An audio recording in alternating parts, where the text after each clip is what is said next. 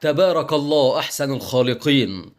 ضجت مواقع التواصل الاجتماعي بصور مذهلة تخطف الأنظار في عدد من دول أوروبا مثل إيطاليا وفرنسا وسويسرا والنرويج وأيضا هولندا وأجزاء من الولايات المتحدة، وظهر بعضها في الجزائر الشقيق. وظهرت هذه الألوان والمشاهد بسبب عاصفة شمسية أو جيومغناطيسية ضربت الأرض، وذلك للمرة الأولى منذ عام 2003 وفق ما أعلنته الوكالة الأمريكية لمراقبة المحيطات والغلاف الجوي. وكما ذكرنا ظهرت بعض الصور للشفق القطبي في الجزائر، حيث تداولت عدة حسابات على منصة إكس صورا من ولاية بجاية تحديدا، وأوضحت صور نشرتها حسابات مهتمة بالمناخ ورصد أحوال الطقس سماء مدينة بجاية ويغطيها اللون الزهري. في يوم الجمعة الماضي ضربت أقوى عاصفة شمسية منذ أكثر من عقدين الأرض، مما أدى إلى ظهور أضواء مذهلة في السماء شملت أوروبا وأمريكا، وهددت بتعطيل محتمل للأقمار الصناعية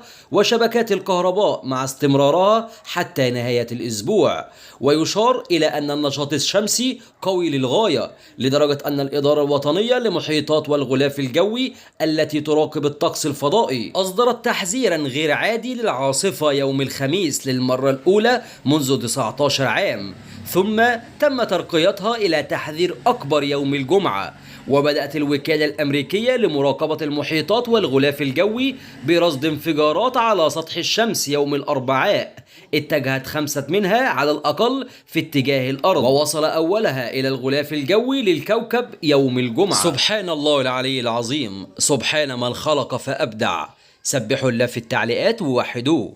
وبكده أعزائي المتابعين أكون وصلت نهاية الفيديو بتاعي النهاردة. لو حابين تعرفوا وتتابعوا معلومات أكتر وأكتر دوسوا على زرار اللايك اللي موجود تحت الفيديو واشتركوا في القناة، وما تنسوش تفعلوا معايا زرار الجرس علشان يوصلكوا إشعار بالمعلومات أول بأول. والسلام عليكم ورحمة الله وبركاته.